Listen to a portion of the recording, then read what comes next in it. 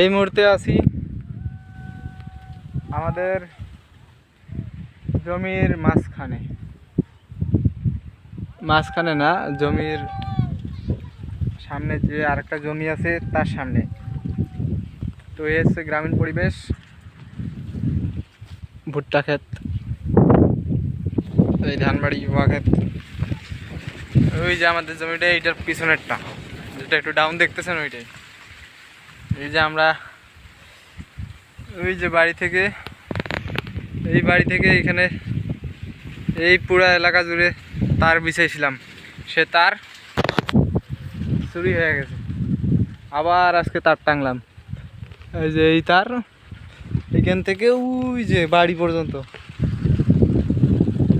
একবারে বাড়ি থেকে পুরা তার আবার বিছাইলাম।